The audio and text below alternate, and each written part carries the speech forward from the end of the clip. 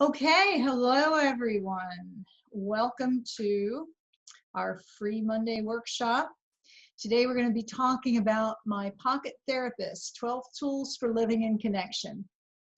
And this is going to review my book, which I wrote because all the tools, all the exercises, all the suggestions I give to my clients are in this book. I finally said, instead of them having to write them down, and instead of telling them, read your notebook, look at your notebook, write this down, and that gets in the way of session, then I just wrote it down for them, and it's in a book. So this week and in 2 weeks we'll do it again, and we'll do the second part of it.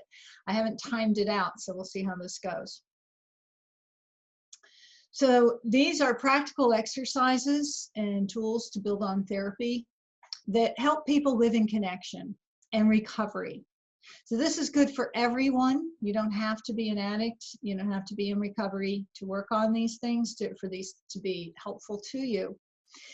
But it does help if you are in recovery as well. So either way, one of the ways I look at recovery from addiction is not from a deprivation place, but from an enhancement place.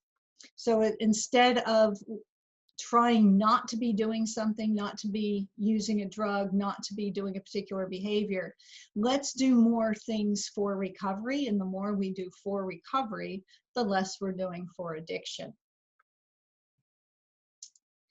So as many of you know, I'm Dr. Carol Clark.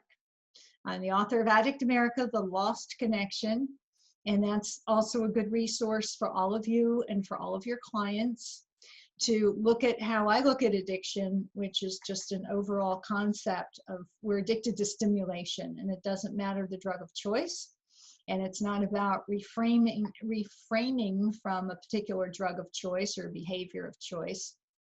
It's that we get into an addictive state and we can choose to live in a recovering state. And my Pocket Therapist, what we're talking about today, I'm the president and director of the International Institute of Clinical Sexuality, which offers a Ph.D. in clinical sexology to anyone with a master's degree in a healthcare-related field. I'm also the president, director, founder of the Therapist Certification Association and the Therapy Certification Training. So we have several certification trainings, sex therapy and sexology, sex offender therapy, hypnotherapy, transgender care, and addiction, behavioral and substance addiction. And we certify graduates from our program. And we have the International Transgender Certification Program, and as always, my bug. I like my bug. So these tools are things that you can be doing every day, and I encourage my clients to use these every day, because again, setting an intention for the day that I'm going to be in recovery today, I'm going to make today a good day, I am going to live my best day today, means that you will. It will happen. So also, when you're in the habit of doing these things and practicing the different exercises, then they're there right at hand. You're used to doing it when you most need them. So rather than say, oh, I'm going to go to a meeting, and the meetings aren't on here, but for instance, a lot of people in recovery are struggling in recovery, especially in the beginning, say, oh, I don't feel like going to meetings. I'll go to a meeting when I feel like using. I'm fine right now. So anyone that works in recovery knows that that doesn't work. If you are not going to meetings and that doesn't come naturally to you, it's not your go-to, then you're not going to do it. You know, when you're ready to use, when you want to use, then if you're not going to meetings, that's the last time you're going to go to a meeting. You're certainly not going to go to a meeting at that point. Okay, so we want to be using these things every day and practicing them, and they take a lot of practice. Some of the interventions here take a lot of practice. So when you're practicing these things, you will move to a more positive place. Your relationships are going to improve, and and they'll just become more second nature. So I've talked previously with you about the caveman brain versus the enlightened brain.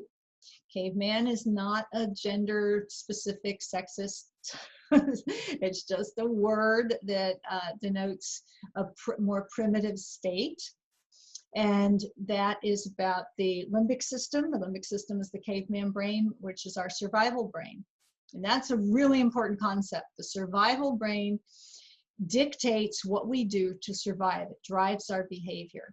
Our enlightened brain, or prefrontal cortex, is how we think about things, how we make rational choices in our lives.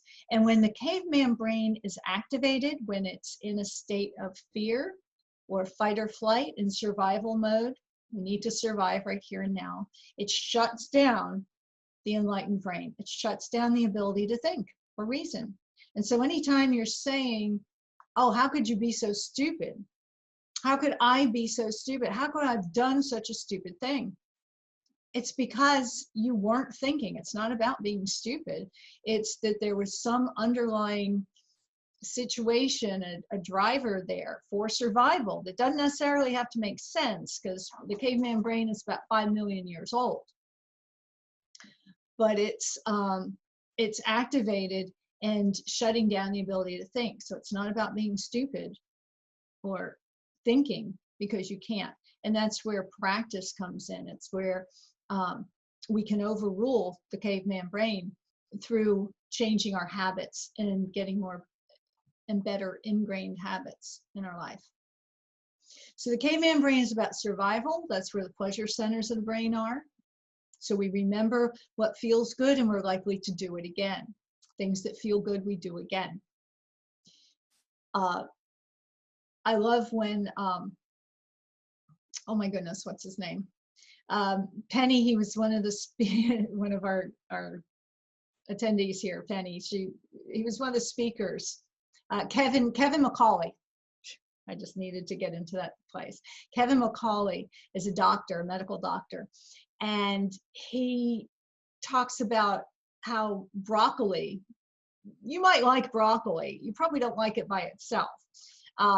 Broccoli is not going to keep us alive. It's not particularly great unless you put a lot of other things on it. So if you're starving, broccoli is not going to keep you alive. What keeps you alive is something that really tastes good, and that's chocolate cake. That's going to keep you alive. There are other things, obviously. But our caveman brain is going to go to chocolate cake before it goes to broccoli, because chocolate cake, we remember that it tastes so good. It actually has things that are for our survival. So that's memory, we remember it.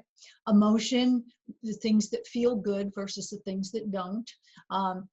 And when we're moving through life and creating memories in everything we do, and we'll have emotions attached to those memories. And that's where, just as a side note, EMDR, eye movement desensitization reprocessing, that therapy, which is a non-talk therapy, it gets into the limbic system, brings out the memories, reprocesses memories that have strong emotions attached to them, and detaches those emotions. And pretty much, we're not reprocessing happy memories, we're reprocessing traumatic memories.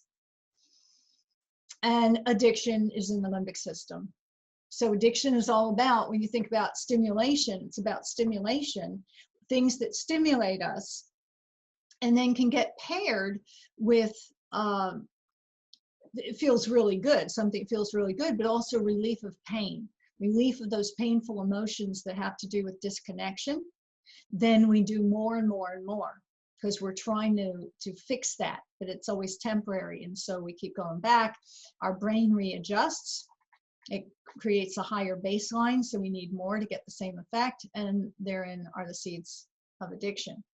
So that's all back in the limbic system. And it's important that people know what is going on in the limbic system in order to make better choices with their prefrontal cortex when they're in a state of relaxation, not in a state of fear and anxiety. So our enlightened brain, prefrontal cortex, is a thinking brain. I can think. I can say, I love you. And what I'm doing is I'm giving a thought to an emotion that's going on back in my limbic system that may be keyed in with a lot of chemicals that have to do with survival, which kind of takes the fun out of it. But that's the way our brains work. I can, I bring thoughts to other emotional events, like being punished as a child, and then come up with the thought that I'm being punished because I'm a bad person, or I'm not good enough, or I'm being criticized because I'm worthless.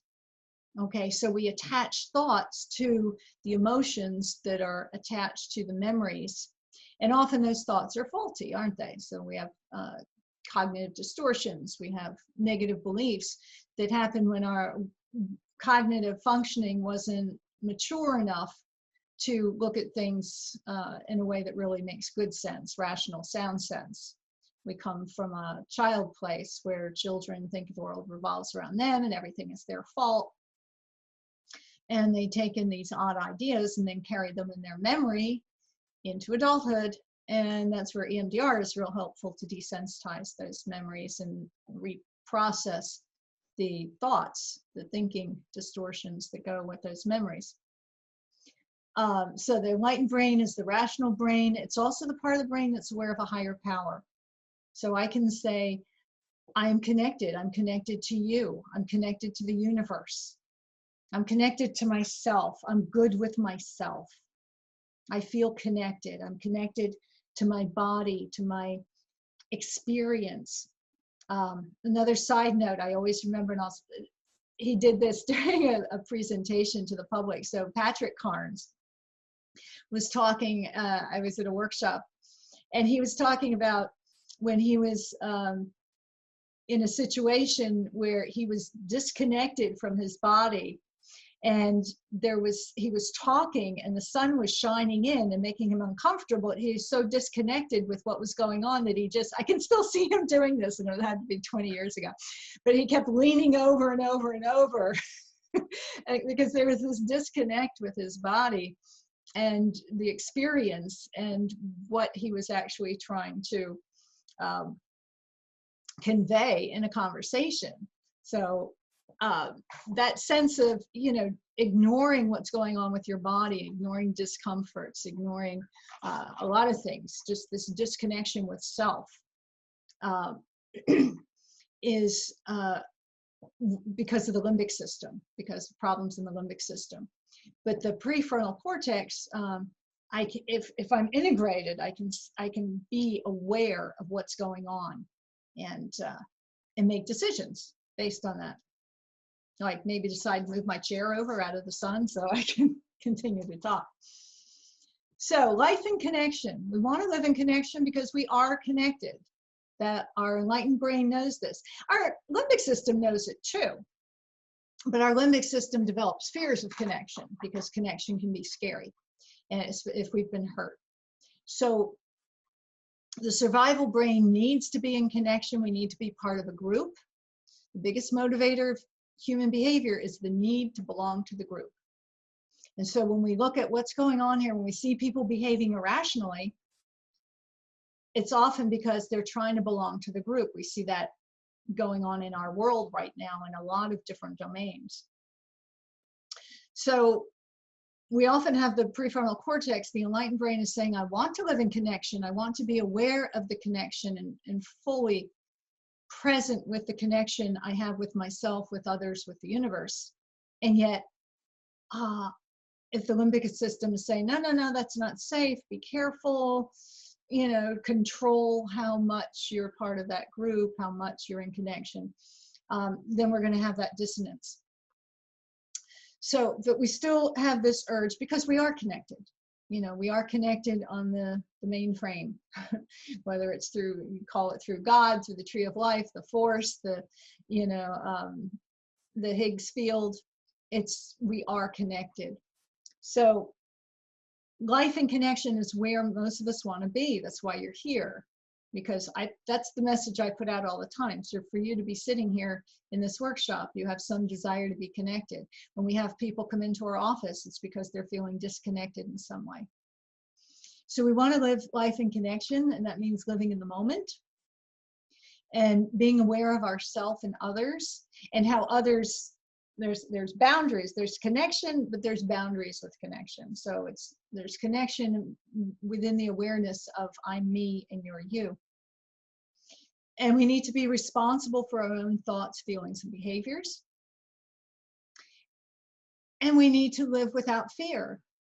So the fears we carry around with us are fears of disconnection, which are fears of being judged, of not being seen and known, of not being alone. So we want to live without that fear. And then we can live in harmony with ourselves, with others, with the universe. And really, no one can harm us. And it's, it's probably not going to happen, just like we can all aspire to be like, the Dalai Lama, probably not attain it, but we can still aspire to that. So connecting with ourselves, we want to start with calming the caveman brain and soothing our inner child. So that's where we're starting out our tools.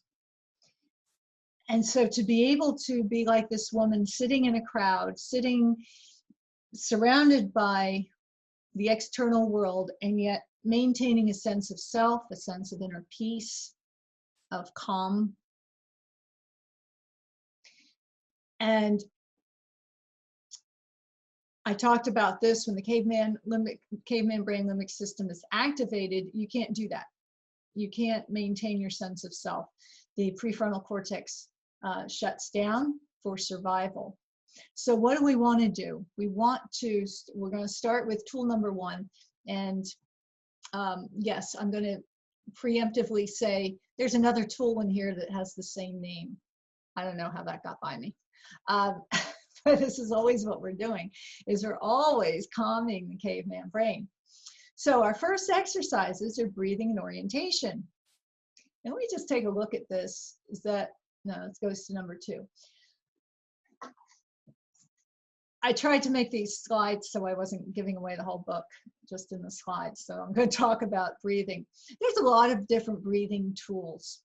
And if some of you want to chat in some of the ones that you use, I'll say them out loud so they'll go on the recording. But one of the ones that I use here that I describe in the book is breathing from the diaphragm. So y'all know, you can't see me on the camera, the diaphragm is right under your rib cage, right above your stomach. And it's a set of muscles that actually go around your whole body. And when we breathe in, we want to expand the diaphragm. So to breathe effectively, we don't want our shoulders to move. And let me turn the camera down a little bit. We don't want our shoulders to move, and we don't want our chest to expand while the bottom half of our body, where the diaphragm is immovable. Think about it this way, a fear response. What do you do when you're in fear or anxiety? You gasp, right? You go, and then you hold your breath. Because holding your breath, you allow yourself to hear and see what's happening around you to assess for danger, right? So there's that. And now I'm on high alert. So when we breathe from our chest, when you ask a client or yourself to take a deep breath and they go, okay, that's not going to be calming. That's actually going to go into that fear place. So what we want to do is keep our shoulders down, keep our chest calm, and expand the diaphragm. And that's kind of counterintuitive because we're all conscious of how we appear and we don't want to have big stomachs. So we're all used to holding our stomachs in until you reach a point in your life where you say, oh, the hell with it. But that's what we want to do. We want to expand. So when you're taking a deep breath, you want to notice your diaphragm expanding. So it's, and then the last place to expand is your chest. After you've filled the diaphragm, then your chest can bring in some air. Your shoulders never need to move. So right now, as I breathe into my diaphragm, you can all practice at home. And you can breathe in through your nose. I'm having to be talking, so. And then as you exhale, you can pretend you're blowing out a candle across the room, okay? So it's a long, drawn out breath. And you use that diaphragm muscle to fully squeeze out all the air. And it's helpful to breathe in for a count of 2, and then breathe out for a count of 4 or more.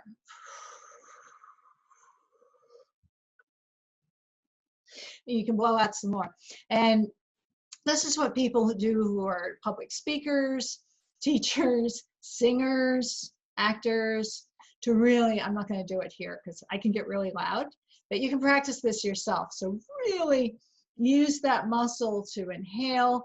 And then if you want to sing, like only really loud, and pretend that you're trying to reach the audience like across the street.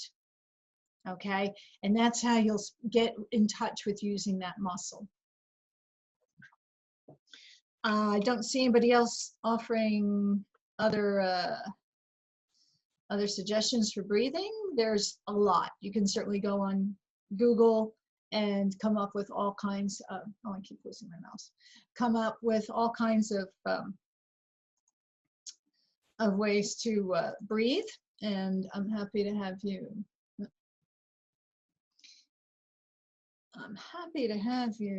give any suggestions here. There we go.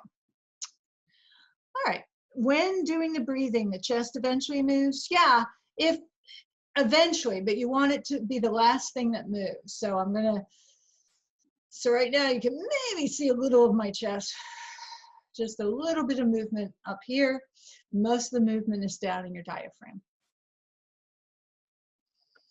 And as you do things to relax, you can reach a point where if you do other relaxation exercises, if you do guided imagery exercises with clients, then you want them to pair that with the diaphragmatic breathing, because then you'll reach a point where just through breathing, taking a couple of diaphragmatic breaths, you'll be able to instantly relax because you condition yourself to do that. So the next exercise for calming the caveman brain is orientation. So orientation is about orienting yourself to your environment. Okay, so think about it. We're always thinking about survival. You're walking through the jungle, you hear a rustling in the forest. What happens? You stop breathing, because all your senses come alert. Your eyes get wide, your pupils will actually dilate so that you can take in as much. And as you're doing that, you're looking.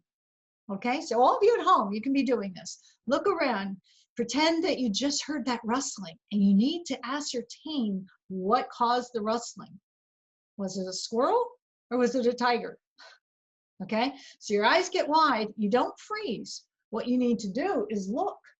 You need to look all around, you need to look up, you need to look down, you need to quickly identify everything in your surroundings. You need to listen. So as you turn your head as you're looking, you need to listen and identify every sound and smell. And you notice when people are in that place, their nostrils dilate. Okay, so now we can take a deep breath because we want to smell. Do we smell something that could be dangerous? When we go into a fear place, the hair on our body rises because the very hairs on our body can actually read the air. And you can't consciously interpret those signals, but your limbic system can, your caveman brain senses disturbances and senses whether something is dangerous or not. Okay, so it senses any changes in the air. So we want to reenact this 2 or 3 times a day. If you have somebody who's really anxious or somebody who's struggling with cravings, you want to have them practice this. Practice going into that place of, okay, I just heard a rustling. I just heard a twig snap. My camera went off. I don't know if it's the Amazon man or somebody's trying to break in my house. Okay, so you want to then practice that orientation, orient into your surroundings, assess, is there danger, is there not, because then that trains the limbic system to say, okay, no, we're good. There's no danger. Maybe I can identify, if you do hear something, you can identify what happened, but you can also identify whatever it was has moved on. So by orienting yourself to your surroundings, you bring yourself back to into your surroundings. You're not like somewhere else being fearful. And your limbic system will come to a place of calm. So we're training that limbic system, instead of being in a constant state of anxiety and stimulation. No, we're good. We're good. I'm safe. So we can say a few of these things. I'm safe. And it's okay to be safe. It's okay to feel safe. So that's what we do. That's your orientation. Practice it when people practice this 2 or 3 times a day. And then you can bring it back to a place of, okay, let me do a couple of breaths so that while I'm calm, I can do a couple of deep breaths from my diaphragm. I'm safe. And now I can do that if I'm feeling anxious about something. No, I'm safe. Because what happens with people who are addicts or people who are chronically anxious, generalized anxiety disorder, they're never feeling safe. They're always in a state of agitation, which shuts down the prefrontal cortex, keeps them in a state of high arousal, and actually ages them. They're gonna get older before their time, because we're in the state of heightened stimulation. So if you remember that Star Trek episode, they did it both in the original and they did it in the Next Generation, where, no, maybe they didn't do it in the Next Generation. Maybe they did. People speed up. They did a couple of episodes where people would speed up. So in the original, they sped up so much that you couldn't even see them because they were going so fast. But it aged them to where they were getting arthritis and they were dying and they were, it's crazy. That's kind of what's happening. If we're speeding up all the time, it's putting a huge amount of stress on our hearts, on our whole system. So we're going prematurely age. So how long will it take? It doesn't, a week or 2. Depends on the person, how much they're doing it, how often they're practicing it. So if you do it a couple of weeks, and then you want to keep reinforcing it, so that you can start reducing how often you have to do it each day. But throughout your day, if you do it 2-3 times a day, and then start reducing it, and just notice how much more present you're becoming, how you're just generally more relaxed, more not in a state of fear and anxiety. So that's the orientation exercise. So tool number 2, structuring your day. I have a whole bunch of things to do with this. Structuring your day is something to do. It gives us something like a calendar, starting out with a calendar. And I recommend a big calendar on the wall, not your phone. Phones, you can only see like 1 page at a time. We want to get a big picture, literally a big picture of what your day is going to be like, what your week is going to be like, what your month is going to be like. And you start filling it in. because then this is what we're doing. We're not putting anything we're depriving ourselves of on the calendar, right? So we're not going to a place of deprivation, we're going to a place of life enhancement. So when we have our big calendar, it's on the wall, we see it every day. We can also see where the holes in our calendar, where's the danger spots. We can also see how balanced we are.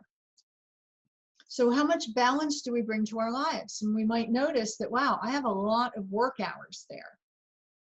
You know, I have a lot of, you know, I hardly have any workout exercise. I don't have hardly any relaxation time. Okay, so this is where we can then balance our calendars, because we're going to put all those things in. We're going to put in all these other things. We're going to put on our calendar what we're eating, when we're eating. If you have someone that has, for instance, a eating disorder, okay? Now, you might say, oh, you're trying to control too much. Well, you know what? If I know what I'm eating, when I'm eating it, I can relax, right? It's 3 o'clock. Nope, I'm not eating at 3. I'm eating at 5. So it's just not an option to eat now. And if I know what I'm eating, I don't have to be sitting here worrying about, well, what am I going to eat and how am I going to eat it? You figure it out. You plan. So that it's kind of like vacations. When you think about vacations, you know, a lot of people say, oh, I just like to go on vacation and just, you know, go where the spirit moves me and take the road less traveled and do that. I used to be that way. And yeah, it can be fun. It can lead to some interesting places. It can also leave you at 9 o'clock at night with no place to go because all the bed and breakfasts are filled up and you can't, or the motels, you can't find a room. It leaves you missing a lot of things that you might like to do because you didn't plan, and then you get somewhere and it's like, oh, well, what do I do now that I'm here? You see, so there's a lot to be said for planning that helps you relax, that I know where I'm going, when I'm going to go, and I've planned it all ahead of time, so it's all things I want to do. And yeah, we can leave a little time for driving off that side road, as long as we still know that we're going to get back to the main road and we're going to get to our hotel or B&B at a particular time so we can have a nice, okay, you get the picture. So that's what the calendar is about. You're not putting, I'm going to go snort cocaine at 4 o'clock today. That's not going to be on your calendar. You're not putting, I'm going to look at pornography from 8 o'clock till midnight. That's not on your calendar. Okay, those things aren't there. What you are going to do is what do you want to do during those hours? I'm going to take a walk with my partner. I'm going to spend this time with the kids, help the kids with their homework. It helps workaholics come home. I'm going to leave work at 5 o'clock. Okay, so everything goes on the calendar. And then also, if you're going to take a trip, if you go on vacation, we know that's a time when addicts often act out because they get out of their routines. So definitely, if you're working with addicts, if you are an addict, get that calendar filled out for your vacation. Don't say, oh, I'm taking a vacation from recovery, because you'll come back having relapsed. And we all know about addicts who've done that. Okay. Artificial sweeteners go with sugar and caffeine as far as being really, really addictive. Artificial sweeteners can be up to 600 times sweeter than natural sugar. So when you're giving your brain something that is that much enhanced, your brain is going to readjust. Your caveman brain is going to readjust and say, oh, no, no, no, this is outside of our comfort zone. So it's going to readjust. And then you reach a point where you crave that much sweetness. And this is why people are drinking these giant diet sodas and then being hungry all the time, because they've conditioned their brain to need and want that much more sugar, carbs. Okay, so cut out the artificial sweeteners, cut out a lot of sugar. If you want a little bit of sugar, all things in moderation, unless you're definitely a food, you have a food problem. And caffeine, be moderate with your caffeine. Just look at it. It's one of those things where with addiction, it's not about what you're doing, it's how you're doing it. What's the energy you're bringing into it? So you have a cup of coffee in the morning, fine. You're chugging Red Bulls all day, not fine. Okay. Go out in the sun. We forget to go out in the sun. We need vitamin D for our mood, just because it starts the process of our brains creating melatonin so we can go to sleep at night. And it just gets us out. And I know, yeah, we worry about, getting sunburned and all of that, but 20 minutes out in the sun each day can be really helpful. And, gets your exercise. If you do need to help with sleeping, we don't want to be training our brain to reach for a pill or reach for something that in order to go to sleep. Okay, that's drug-seeking behavior, and it doesn't matter what the drug is. Even sleep aids that the doctors and the pharmaceutical companies say are not addictive, but they can be addictive if you keep reaching for them and you've trained your brain that I can't go to sleep without this particular pill. So the beauty of something like chamomile tea is drink it an hour before you want to go to bed, and get in the habit of saying, I'm going to bed, not I'm going to sleep. I'm going to bed. And you can have something like a banana that has some natural tryptophan in it. So you have a banana, you have some chamomile tea, so you start to relax. Read a book, get off the phone, definitely get off the technology. Allow yourself to start moving from a place of being up to a place of I'm chill, I'm ready to go to bed. Schedule your relaxation time. Do your affirmation rituals. I talk about that a little bit later. And definitely take time to just stop.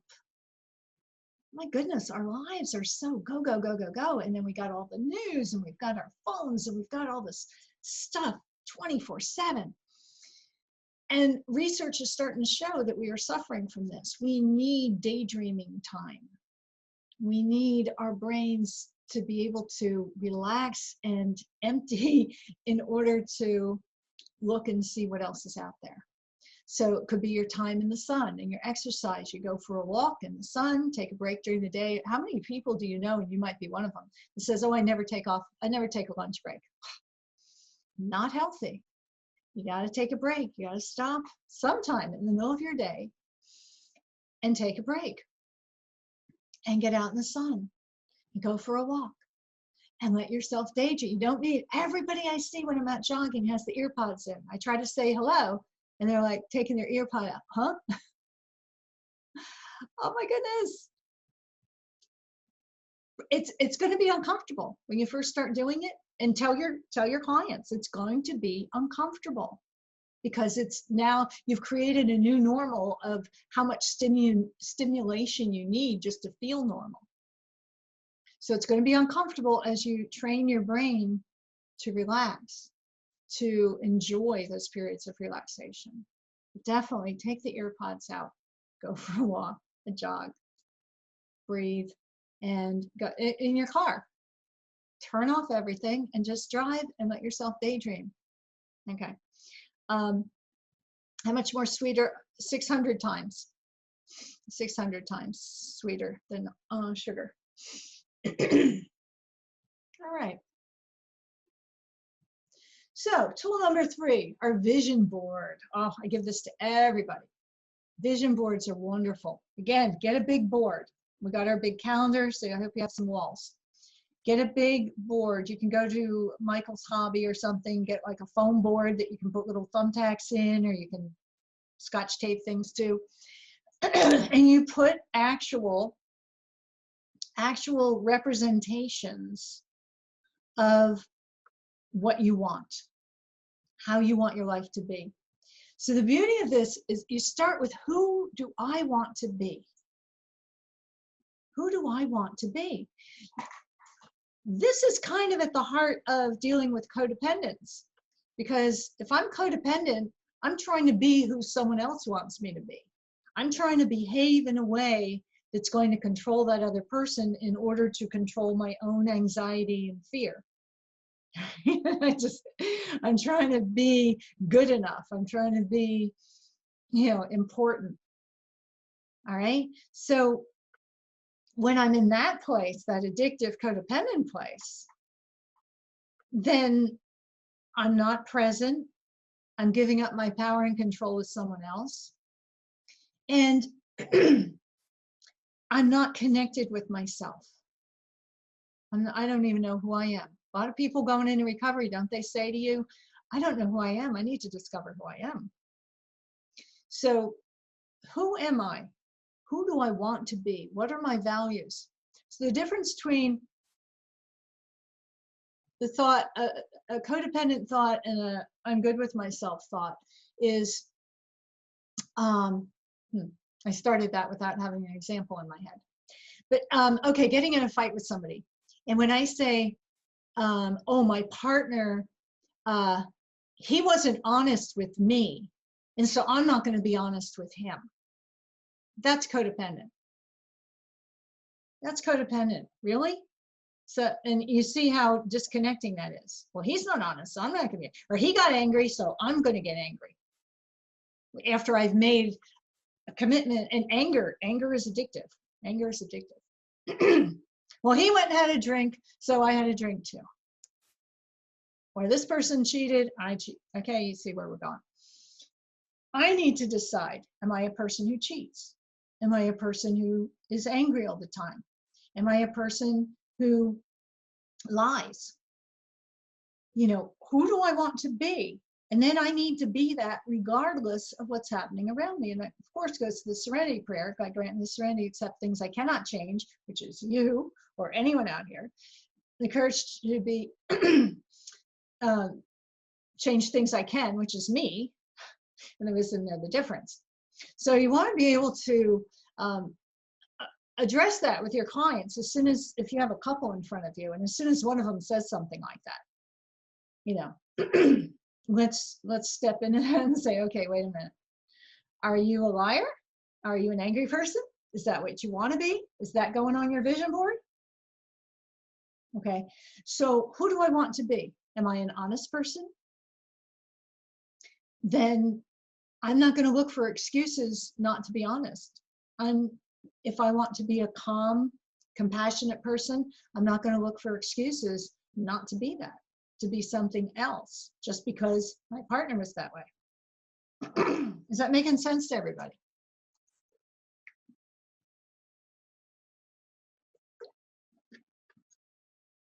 So I choose how I want to be, and then I just be that way, regardless of how anyone else is or responds to me. Okay, so that's what's going on my vision board. I'm going to identify my values, identify the qualities that I admire, that I want to possess, and I'm going to put representations of them on my vision board. So how do I want my life to be? Okay, I'm going to start making that picture. I did that with my houses. The house I'm in now is what I imagined that I wanted. It's everything. And then I got a little extra because I have this beautiful canal out there. So I got water. But I wanted a second floor. I wanted a private office for my clients. I wanted place for my exercise equipment. I just kept thinking about what do I want. I manifested it. And I have it. I have it. And when we do that, and it's not about money, you know, you can put money up on your vision board, but okay, so you have a big pile of money, and you know, money, just what does the money represent? And how much money do you really need? We know a lot of people who are always wanting more and more and more. And we know we might not know them personally, but there's certainly, we see a lot of billionaires out there who behave in a way that's very addictive, where it's never going to be enough. Jeff Bezos comes to mind, you know, with Amazon. It's like, how many billions do you need before you give a living wage and good health care to your employees? Okay, that's addicts. And if anybody knows Jeff, you want to tell him I said that, that's fine. I stand by it. And we can see that with a lot of people. It's like, how much do you need that other people have suffered? So think about, what does it represent? So somebody who wants to go in recovery, it's like, what's going on your vision board? Okay, what does it mean to you? And what do we need to heal from your childhood that you feel like you're not good enough, that puts you into this addict place of reaching externally to get more and more and more? Okay, so then once we have our vision board, we just live it. We step into congruence with it. So step into congruence with your values, your qualities. And then that's going to be the energy you draw towards you. I talked about that with intimacy by the numbers. So you don't need to worry about putting the kind of person you want to attract on your vision board. You put you, how you want to be, that the person that will be attracted to that person will be in your life. Hopefully you got that. So tool number 4, the decision. And I invite everyone that comes into my office to say, to state their goal. Do you want to be in addiction? Do you want to be in recovery? They're going to say, I want to be in recovery. Do you want to be disconnected? Do you want to be connected? I want to be connected. I say this to individuals. I say it to couples. Okay. Do you, as a couple, want to be more intimate, more connected? And if they say yes, they don't always. They don't always. But if they do, if they say, yes, we're both here in couples counseling because we want to be more connected. We want to be truly intimate and connected. Okay, then I'm going to say, every decision you make from this point onwards, you ask, is this for my disconnection or is this for our connection? And if we have addicts, people who admit they're addicts, then we say, is this for my addiction or is this for my recovery? And I guarantee people know. And then when they come back and they say, oh, we relapsed, we fought, we did this, that. Well, how did you come to do that when you made this decision to be in recovery, in connection, and yet you did things that pushed you apart? Well, because I wanted to, but then she started this fight. Okay. You see how we're building this path. We don't blame the other person. What's on your vision board? What kind of person do you want to be? Do you want to be a person that responds in anger to someone else's anger?